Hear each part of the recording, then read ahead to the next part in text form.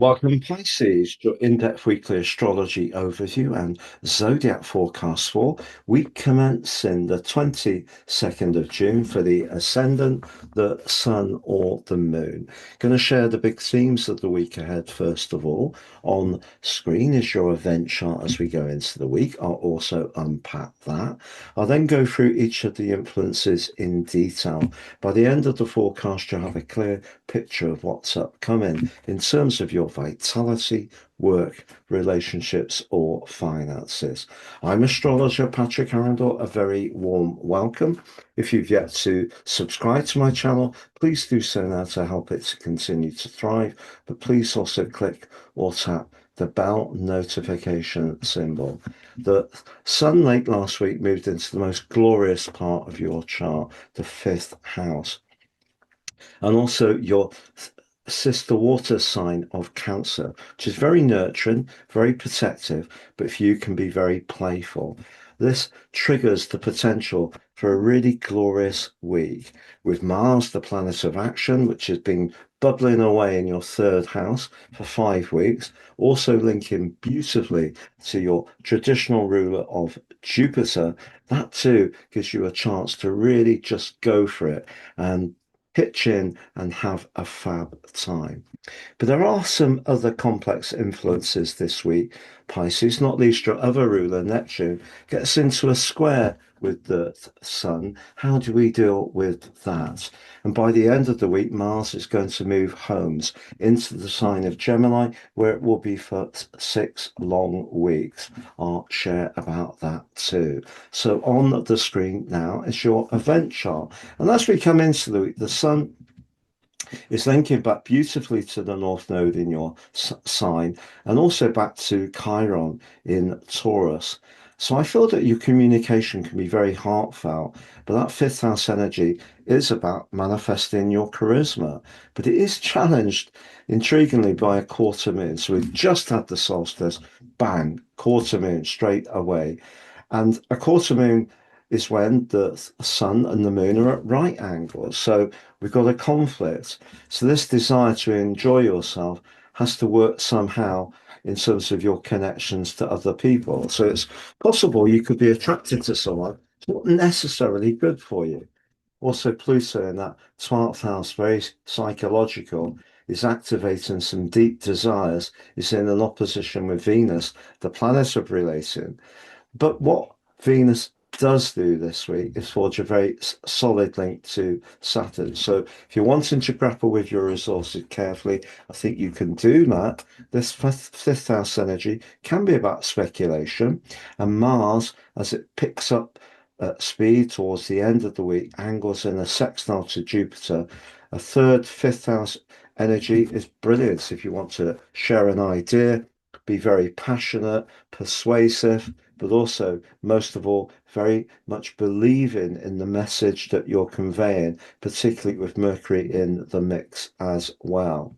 Now, Chiron's move into the third house last week, after Uranus has left it, as I mentioned in my special videos, if you have been a bit stressed out and overwhelmed by social media and just how it can be very relentless, that potential for feeling a bit out of sync with all of that is still there because Uranus is in that fourth house. You want freedom emotionally, but does clash with the nodal axis. And then with Neptune in a square with the Sun later on in the week, I think it's a time when you need to be a little bit more cautious around the romantic dimension. There may be someone rather mysterious that you're feeling drawn to, but Neptune can be very distorting. But then Mars moves into Gemini as the week draws to a close.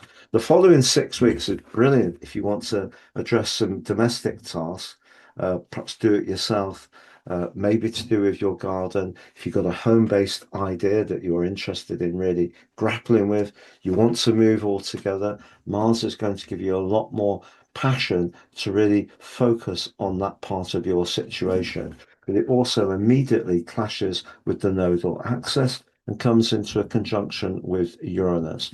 I think you could find yourself being a bit tetchy towards the end of this week. I apologize if that sounds a little unkind. I don't mean it that way. You could just feel a little bit niggly and not know quite why.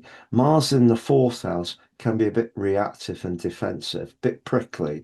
But because Uranus is in the mix, you may just feel that you've got too much nervous energy, need some space, and then the next minute want to be up close and personal. So just a little bit choppy as it gets to the end of the week. But Jupiter, which hasn't really delivered, I don't believe, over the last year, in terms of true love, some claim, manifesting your talent in quite the maximum way you may have wanted, you get a much better chance to get to whatever it is that you've been aspiring to this week than for a very long time. I'm going to summarize those four areas of vitality, work, relationships, and finances next, Pisces.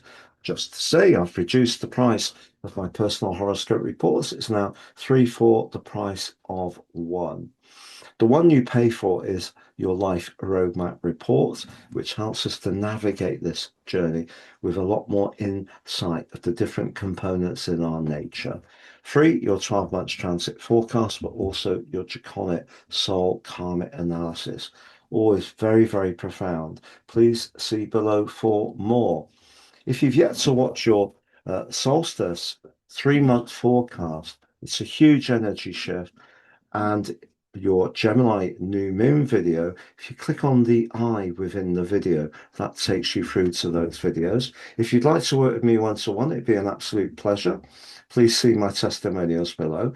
And if you've yet to sign up for your free daily written horoscope, find your device each morning, you can do that below too as well. So let's summarize those areas. Energy. Well, energy can be to do with the first house, the body, the sixth house, the decisions we make, whether we're going to be particularly virtuous or not. Venus is in that area in the sixth house. Venus in Leo can be very gregarious, but it's asking you in that sixth house to be very disciplined. Can you do it? Because this fifth house energy, they want to see you just really enjoy all the good things in life without any worry. But I think generally your energy is pretty good this week.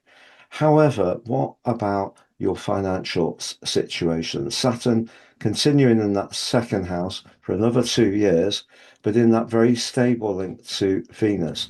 If you're really using like a two of coins card in tarot, really making sure that you're balancing the books, not necessarily being completely thrifty, but at the same time prioritizing what's really important to spend your money on. I think that can be very helpful.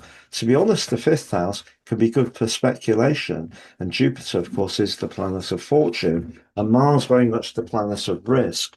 So it may be that you fancy a punt with your resources later in the week.